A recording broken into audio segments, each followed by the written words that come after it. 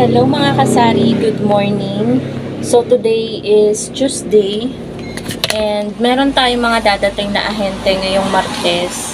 Sana nga dumating na yung ahente natin ng itlog kasi guys, nung isang araw pa ako naubusan ng egg. And sobrang mabenta talaga ng itlog ngayon dito sa tindahan. Kaya ayun, nakakahinayang yung mga bumibili at naghahanap talaga ng egg. So, kaya yung aking tray guys, ay ayun na. Nandito na sa gilid yung tray. Ewan ko lang kung nakikita nyo. Ito siya. Yan, nakahanda na. Bali yung kukuhanin ko is 2 tray lang. Kasi bukas naman dadating yung isang ahente natin, si Kuya. Kasi medyo mura sa kanya. Ayun, kukuha din tayo sa kanya. Kasi, ano guys, minimake sure ko pa rin na, syempre, may tutubuin tayo. Kasi nga dito kay ate 235 na, kay kuya 220 lang. Parehas na sila nakapagtaas na sa presyo ng itlog. And then dadating din ngayon mga kasari yung ahente natin ng mantika. So kukuha din tayo ng mantika. Nalista ko na dito yung mga kukuhanin ko. Asukal, munggo, yema, mga candies, ganyan. Yan yung kukunin natin and itatry din natin kung meron ng bigas. Pero tingin ko wala pa kasi si ate, kinuha niya yung number ko tapos i-text niya daw ako kung meron ng bigas. Kaso hindi naman siya nagte-text pa. So I think baka wala pa ring bigas. And ngayon ang kilo na ng bigas dito sa mga ibang tindahan ay 60 per kilo na ang bentahan. Napakamahal na talaga mga kasari ng bigas kaya wag na wag kayong magsasayang. Ayan pa mga kasari, umextra lang yung kapatid ko kasi binayaran niya. Kasi may nagpa-cash in sa kanya na Koreano. Bali, tinext niya na lang ako tsaka chat kahapon. Tapos ayun, load pala yun na 200 pesos. Binayaran niya ngayon. Nawala na nga sa isip ko buti na lang binayaran ng kapatid ko. So, ayun, antay na lang natin mga kasari yung ahente ko ng itlog kasi lagi namang pangalawa dumadating yung ahente ko ng mantika. A few moments later. Ate, magkano large? Oo, 20 ka. Ano yun, sobrang liit? Sabi mo, malayo sa itsura ng XL. Maxi. XL man. Dalawa. Yan na lang po XL.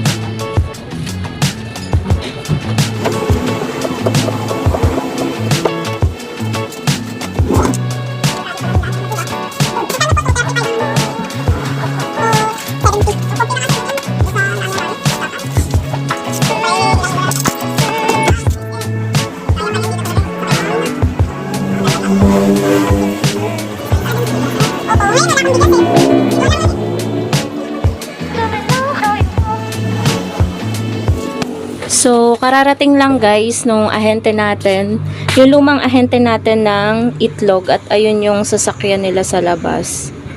Ayan. Ito yung kinuha kong itlog kay ate, 2 tray. Ang size po nito ay XL. Ayan siya, XL guys.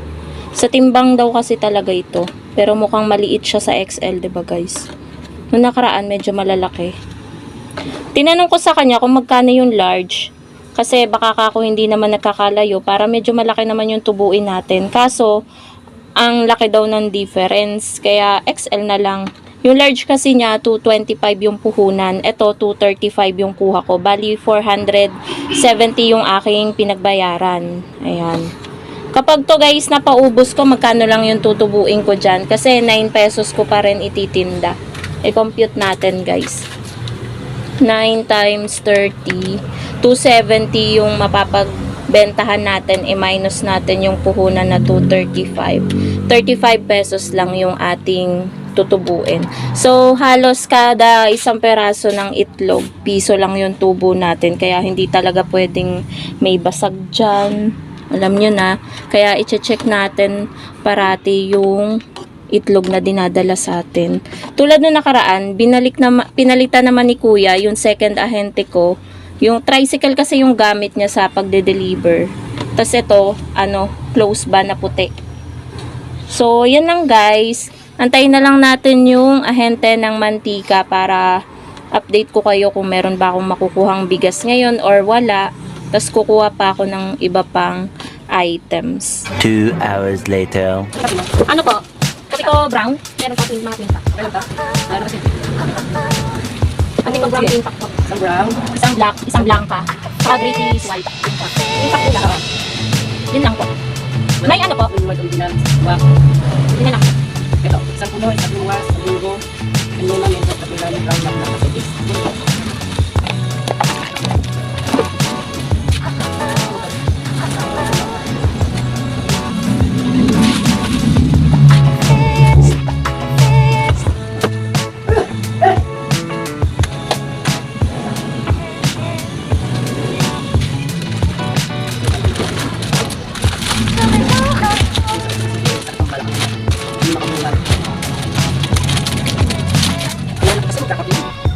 May business. Ganun. Ito lang. Kita kami ng butter by Secco. Yun sa amin yun. Tapos, yung kita kami sa Secco, yung nakita ka Bibros Cafe. Ilan mo sa page nila sila. Bibros 116. Yun nga po, nakikita. Ayun. Dami nagano'y kumakain. Nagkakape. Isang kape namin. Ito lang. Marami sa pabalik-balik na bikers. Hindi na siya makapag-try. Kasi na doon. Ano oras siya nagbubukas? Alas 4. Ay, doon yata. Mali yata. Hindi ko siya maring baliyan.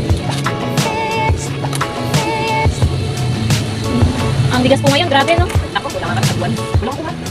Ako din, pag wala kayong dala, wala rin akong tinda. Kasi wala naman ibang nakaano ng bigas eh. Dahil talagang titik sa ako nga. 60 naman kilo ng bigas dito eh. Pag nabili kami ng pangsain. Saan nilalabas din? Pangit.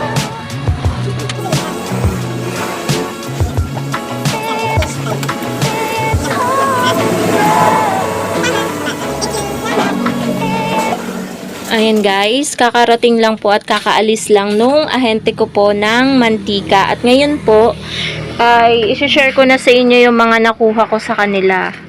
Bali, ayun po, bad news po dahil wala pa rin pong bigas. So, wala pa rin po akong maititindang bigas. Talagang may problema tayo guys sa bigas ngayon kasi wala talagang deliver sa kanila.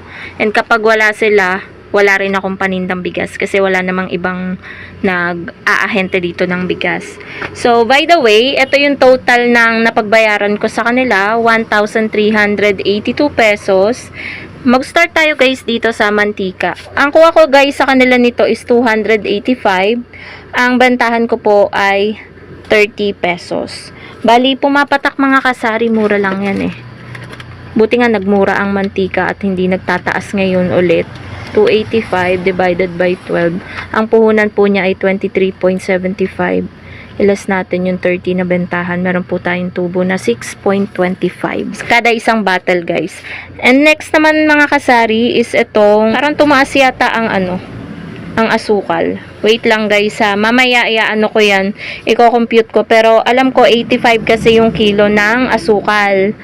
Wash po ito. Ayan. 3 kilo yung kinuha ko. Ayan. Ang bentahan ko po niyan ay 25 pesos kada 1/4. Ayan po yung itsura ng pagkakarepak nila ng asukal. So, kung ganun pa rin guys ang puhunan, di ko kasi masyado maintindihan yung sulat. 15 pa rin yung tinutubo ko kada 1 kilo. So, sa 3 kilo, tutubo lang ako ng 45 pesos. Ang next naman po mga kasari is itong munggo na irerepa ko pa kapag hindi ako masyadong busy ngayong araw na to. 1 kilo lang to mga kasari. Diyan yata napapalabas ko na tumutubo ako 30 to 40 pesos yung tinutubo ko dyan kapag narerepak ko na siya. Generous ako sa pagrerepak. Kung mapapansin nyo, yung tagli 5 piso ko ay madami talaga.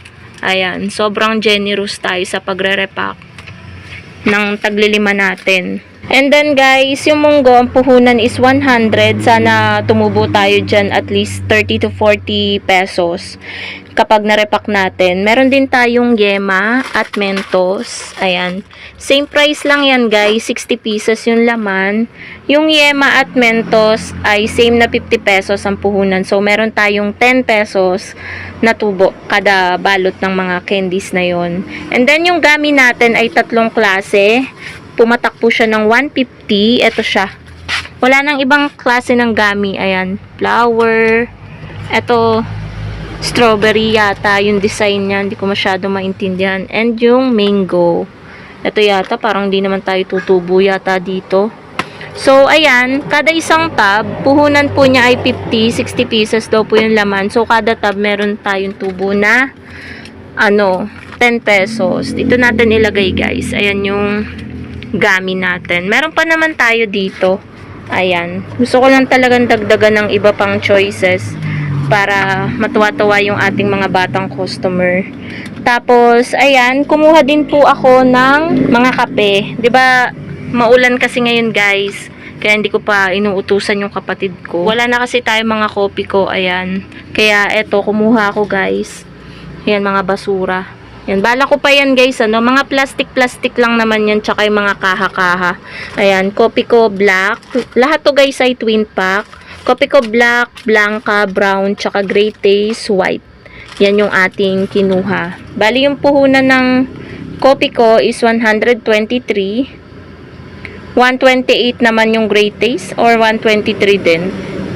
Hindi ko kasi masyado maintindihan, guys. So, kung 123, tutubo tayo ng 27 pesos kada isang Thai. Kasi, guys, yung bentahan natin is 15 pesos kada isang twin pack na kape. So, yun lang mga kasari, yung mga groceries na in-order ko sa ahente ko ng mantika. Ayun po, bad news, wala na naman pong bigas.